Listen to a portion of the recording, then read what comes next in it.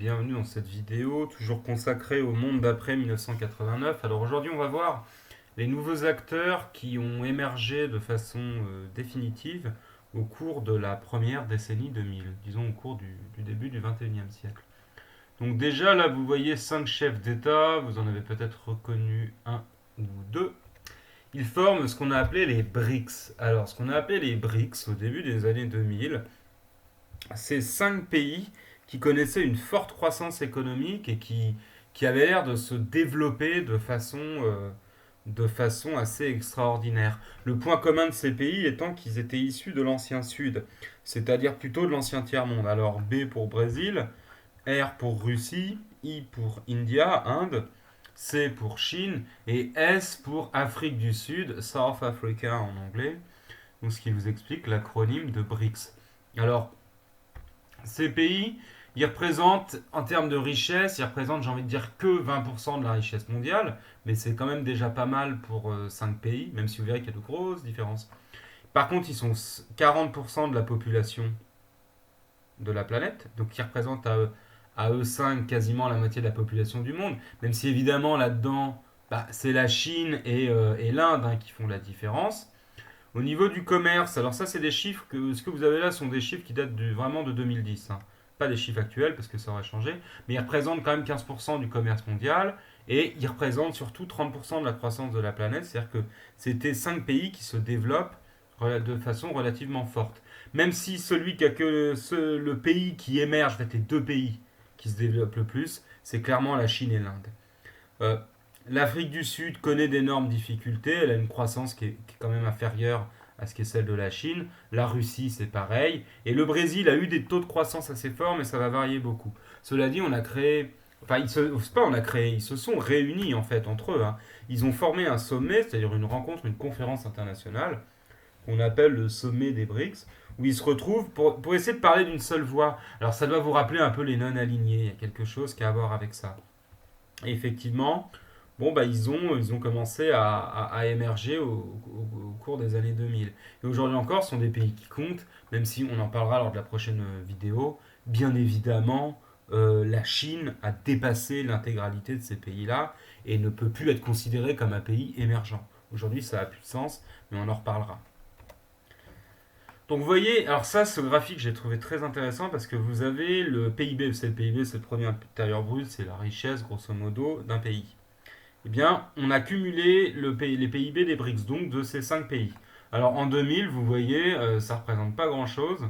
Enfin, c'est un cinquième, un tout petit quart, on va dire, de ce que représentent les États-Unis et l'Union européenne. 10 ans plus tard, ça a considérablement augmenté, même si les USA et l'UE ont augmenté. À partir de 2017, l'économie cumulée des BRICS, c'est supérieur à celle de l'UE. C'est-à-dire que s'ils étaient une alliance politique officielle, ils seraient un poids équivalent. Et on estime qu'en 2020, mais ça, on n'a pas encore de boule de cristal, on verra bien, ils devraient dépasser. Donc vous avez quand même, c'est pas une réalité qui est factice, c'est-à-dire c'est pas un truc complètement artificiel. Ça renvoie à quelque chose, hein. Ces BRICS, la preuve, c'est ils essayent de coopérer économiquement, etc. Même s'ils n'ont pas forcément les mêmes intérêts. Donc à partir de 2009, ils vont se réunir, vous voyez, ils vont faire un sommet en Russie et tous les ans, ils se retrouvent dans un pays pour essayer d'avoir des accords. Pourquoi je vous montre ce graphique-là? Parce que vous voyez en fait. Ici, vous avez comment dire, la richesse des pays. Bon, vous voyez bien que la richesse de l'Afrique du Sud, elle n'a pas explosé. La richesse de la Russie, elle stagne, elle a un décollage au début des années 2000, elle a rebaissé, on verra pourquoi plus tard, au milieu enfin un peu vers 2015-2016. En gros, il y a eu des sanctions internationales contre la Russie qui ont affecté son PIB. Vous voyez que le Brésil a eu une richesse en augmentation, puisque mine de rien, le Brésil a quand même, il a fait plus que doubler sa richesse en 20 ans. Vous voyez que l'Inde, là, non pardon, l'Inde est là, l'Inde pareil, s'est considérablement enrichi. Et là, vous avez une moyenne si on cumule tous les BRICS, ça donne cette richesse-là, cette courbe-là. Et puis vous en avez un qui décolle, qui est la Chine. Et la Chine elle-même, la richesse de la Chine, c'est largement supérieur au poids cumulé des autres. Mais c'est intéressant de voir quand même qu'il y a des différences entre ces pays-là, mais qui se regroupent tout de même, ils essayent de coopérer. Donc les BRICS. On entendrait reparler plus tard au lycée. Peut-être que c'est une notion qui passera. Personnellement, je pense que dans quelques années, on parlera plus de ça parce que la Chine a pris une telle ampleur que la comparer au PIB de ces pays-là, ça a quelque chose d'un petit peu artificiel, même si vous voyez bien qu'il fut un temps où ces pays avaient des situations comparables. Alors, dans les autres acteurs aussi, vous avez un acteur qui fait son retour dans les années 90, mais 2000 aussi. C'est l'ONU, et en fait, au-delà de l'ONU, ce sont les grandes réunions internationales, ce qu'on appelle les sommets. Alors, vous vous en souvenez ou pas, mais en 2015, il y avait eu un grand sommet, une grande conférence à Paris qu'on avait appelée la COP 21, où on espérait que tous les pays du monde se réuniraient. Alors, ils se sont réunis, tous les pays du monde se sont réunis, donc des représentants, hein, à Paris pour essayer de trouver une solution au problème climatique. Mais il n'y avait pas que des chefs d'État. C'est ça qui est intéressant, c'est que désormais, dans ces grandes conférences, une conférence, c'est une réunion, hein, vous retenez ça, hein. C'est une réunion internationale, donc dans cette grande conférence internationale pour le climat, mais il y en a aussi pour la préservation de, je sais pas moi, de la faune maritime, enfin, il peut y en avoir pour le droit des femmes, pour les droits de l'homme, enfin, pour la santé, il y en a sur tous les thèmes, hein, des conférences, des réunions internationales. On essaie d'avoir des représentants de tous les pays du monde pour qu'ils travaillent ensemble, donc des États, jusqu'ici rien de nouveau, mais aussi surtout des organisations internationales, les ONG. Alors vous voyez, là je vous ai mis, c'est évidemment pas du tout à apprendre ça, mais j'étais sur le site de l'ONU, puis j'ai regardé dans un des départements de l'ONU le nombre de conférences qui avaient été organisées, ne serait-ce qu'entre 2000 et 2010, et vous voyez, tous les ans il y en a, et voire plusieurs, avec le thème les enfants, le VIH, la société de l'information, les migrations internationales, crise financière, modèle du millénaire, enfin, vraiment, on essaye de renforcer la coopération entre États, mais aussi entre acteurs de ce qu'on appelle la société civile. C'est pas MR, c'est émergence. J'ai fait une coquille, c'est pas grave. Ce qu'on appelle la société civile. La société civile, ce sont les organisations non étatiques, d'accord? C'est ce qu'on appelle les ONG, c'est les organisations non gouvernementales. Donc à la base, c'était les grandes organisations humanitaires. Mais aujourd'hui, elles peuvent être là pour lutter contre la pauvreté, pour la santé, pour les droits des femmes, pour lutter contre l'illettrisme, lutter pour le climat. Enfin, vous avez tout un tas d'organisations internationales. Internationales, ça veut dire qu'elles sont présentes dans plein de pays. Alors par exemple, au début, une organisation comme les Restos du Cœur est purement française, donc c'est pas une ONG. Maintenant, je crois qu'ils ont commencé à créer des antennes ailleurs. Donc ce serait une petite ONG à vérifier. Mais une organisation comme Oxfam, Oxfam c'est un organisme qui lutte contre la faim dans le monde, qui est anglais à la base. Eux, ils sont présents dans des dizaines et des centaines de pays. Donc ce sont des associations qui sont transnationales, elles sont internationales, parce qu'elles sont présentes dans plein de pays et elles sont pas liées à un État, vous comprenez? C'est pas Oxfam, c'est pas l'Angleterre. Certes, c'est une association anglaise, mais désormais, elle peut avoir un président qui est américain, jamaïcain, australien, ce que vous voulez. Elle n'est pas liée directement à un pays, d'accord? Donc, vous en connaissez peut-être certaines là, mais il y en a plein d'autres. Les plus connus, c'est la Croix-Rouge, c'est la WWF par exemple, Médecins sans frontières, etc. Donc ces ONG, elles jouent un grand rôle puisqu'elles sont présentes aussi à l'ONU dans tous les sommets c'est pas, et en fait si, c'est qu'elles concurrencent les États. Elles disent on est aussi légitime que les États à parler pour résoudre des problèmes parce qu'on a une expertise et on représente parfois mieux la conscience planétaire, la conscience des habitants, les intérêts de la planète que les États qui souvent ne représentent que leurs intérêts. C'est discutable mais c'est leur discours en tout cas. Et vous avez bien évidemment au-delà de ça, de ces simples organisations internationales, vous avez un développement de l'activisme. Alors je pense que vous l'avez reconnu, hein, c'est Greta Thunberg, elle est tout de même assez célèbre pour sa lutte contre le réchauffement climatique. Ben, vous avez d'une part des grandes organisations, donc ces ONG, Médecins sans frontières, WWF, etc., Action contre la faim, mais vous avez aussi de plus en plus des individus qui sont ce qu'on appelle des activistes et qui ne militent pas dans un seul pays. C'est-à-dire que comme les problèmes sont planétaires, les gens essayent de militer au niveau planétaire. Et Greta Thunberg, elle a fédéré autour d'elle, elle a un mouvement qui s'appelle Youth for Climate, les jeunes pour le climat, et l'idée c'est que ce soit des jeunes du monde entier. Donc, l'émergence de ce qu'on appelle la société civile, c'est ce qui s'oppose aux entreprises des intérêts privés, le public, l'État, et ben c'est les individus associés. Et au-delà d'un simple État, d'accord? C'est-à-dire que c'est des individus, peu importe leur nationalité, c'est pas limité à un champ d'action. Voilà, j'espère que c'est clair. Donc ça, la société civile, acteur majeur, le mouvement altermondialiste dont je vous avais parlé s'inscrit pleinement dans cette émergence de la société civile. Quand les associations ou les individus contestent des politiques économiques, etc., c'est la société civile qui est en mouvement. Alors, autres acteurs hyper importants, les fameux GAFAM. Alors, GAFAM, c'est un acronyme pour Google, Apple, Facebook, Amazon et Microsoft. Il faut bien que vous compreniez une chose. À partir du milieu des années 90, mais en fait c'est surtout le début des années 2000, vous avez la révolution numérique, c'est-à-dire l'arrivée massive des smartphones, des ordinateurs dans tous les foyers et d'Internet. D'accord. Avant, les gens n'ont pas Internet. Très peu de gens utilisent Internet. Aujourd'hui, tout le monde l'utilise. On a un taux d'équipement qui est quasiment un appareil par individu. Donc, c'est gigantesque au niveau. Et le monde tel qu'on a ne fonctionne pas, ne fonctionnerait pas sans ça. Je ne veux pas dire qu'il ne peut pas fonctionner, mais le monde qu'on connaît est un monde qui fonctionne, qui est structuré autour d'Internet. Pour les échanges, pour tout. La circulation d'informations, la conception, le fonctionnement dans les entreprises, etc., etc. Au cœur de ça, on a 5 grandes entreprises américaines. Alors ce que je vous dis là est vrai pour le bloc occidental. Et là, j'emploie bien l'expression de bloc occidental.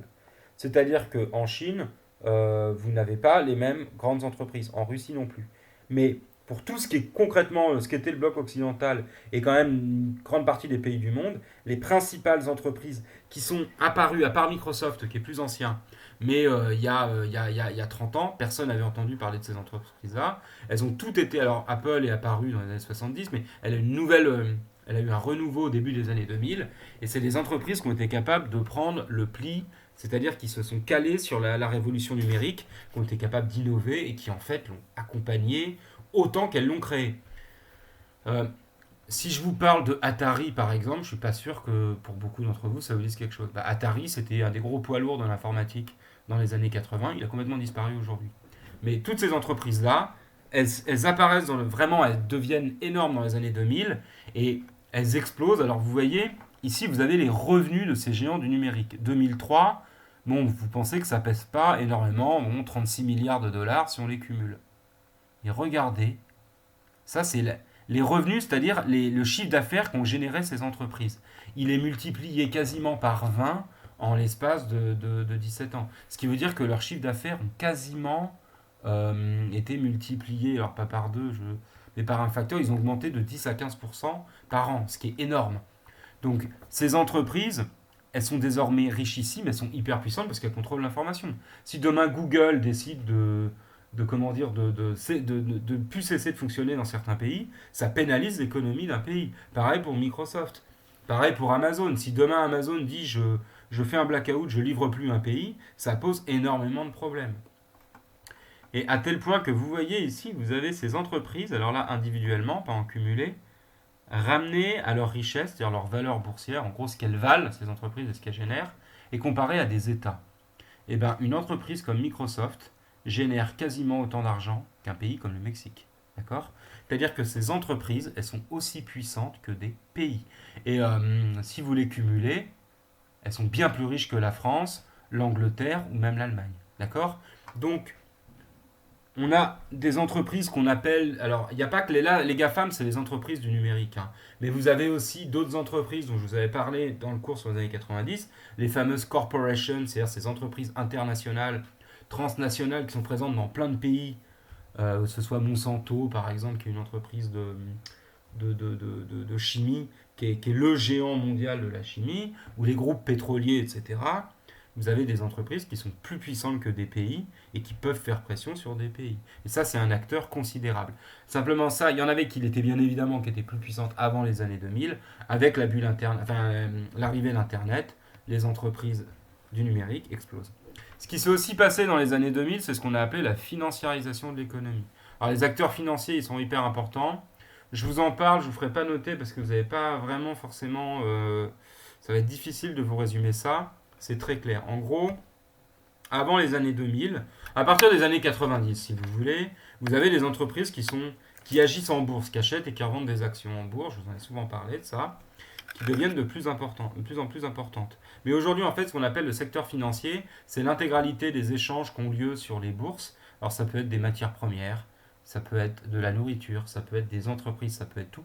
Tout s'échange en bourse et vous avez régulièrement En gros, tous les 10 ans, vous avez un krach boursier, vous voyez.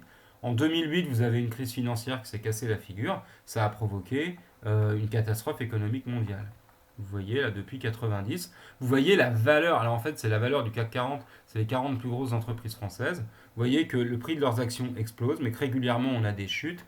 Et bien, ces chutes boursières, ces chutes de valeur, ce qu'on appelle des cracks, comme celui de 1929, ça provoque en fait du chômage de masse et ça provoque des catastrophes économiques dans un certain nombre de pays. Bon, bah ça, c'est quelque chose qu'il faut avoir en tête. C'est pas une nouveauté des années 2000, mais si demain, et c'est pas impossible, on a un krach boursier d'ampleur, on peut se retrouver avec une économie mondiale qui est littéralement à terre. Donc ça, c'est un acteur. Et il faut comprendre que les grandes banques aujourd'hui, par exemple, sont liées les unes aux autres, c'est-à-dire qu'en fait, si une gigantesque entreprise, notamment une grande banque, se casse la figure, elle entraîne avec elle les autres, c'est-à-dire que c'est ce qu'on appelle un effet domino, et si la bourse s'effondre, toute l'économie tombe à terre.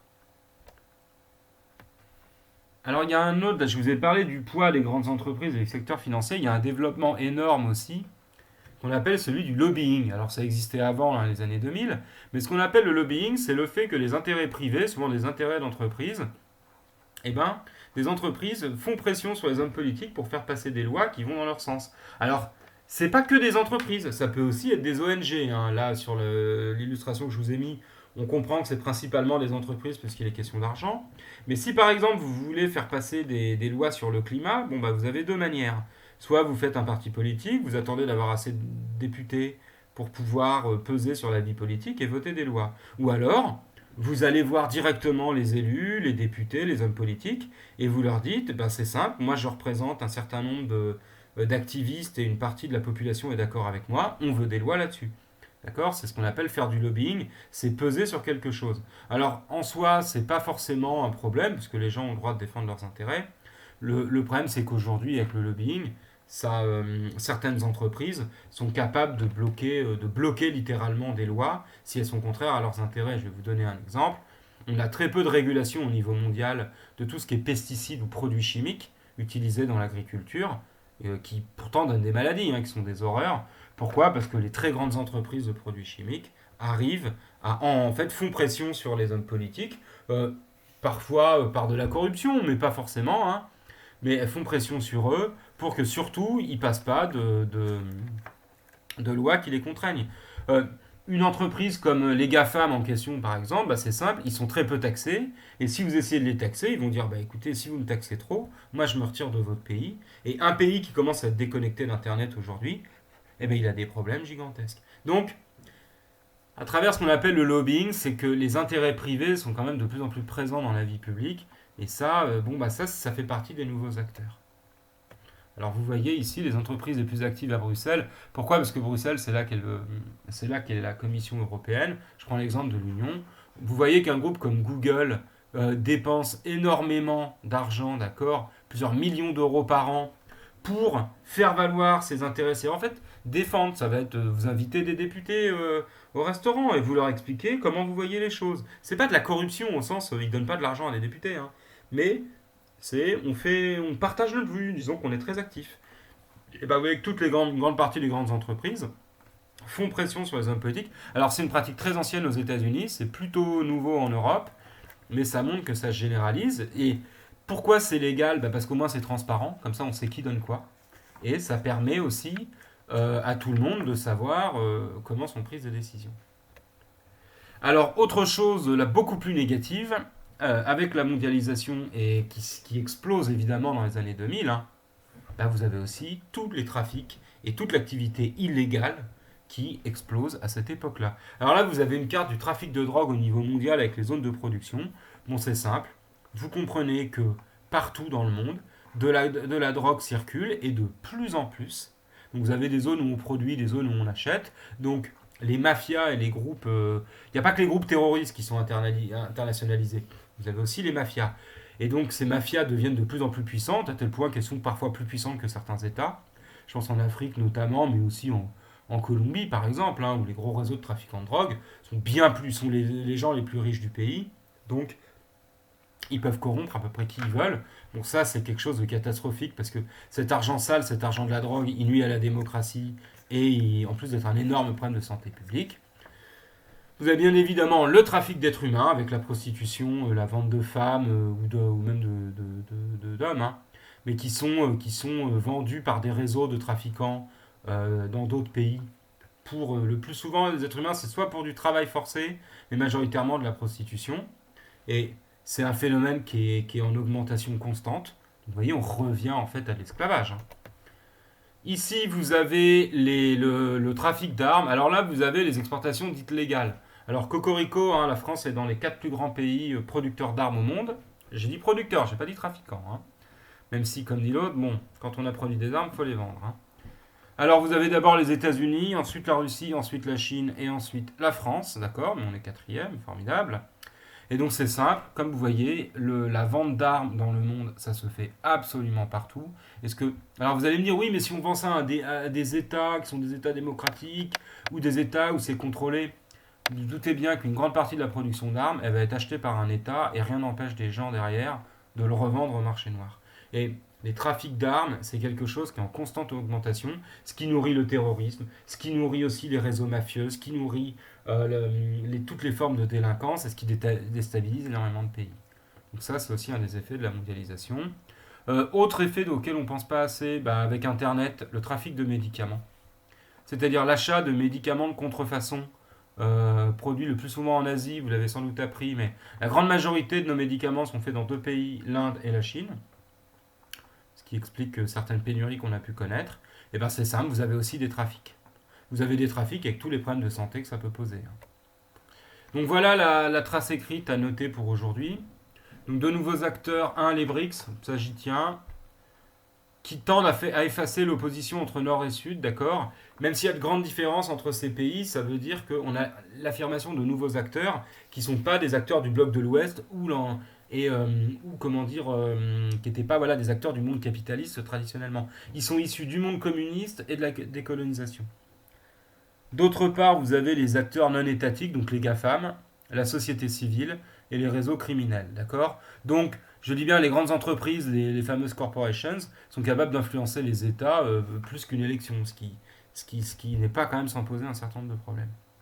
Donc voilà, vous n'avez que cette trace écrite à noter, je vous remercie, on terminera le cours la prochaine fois.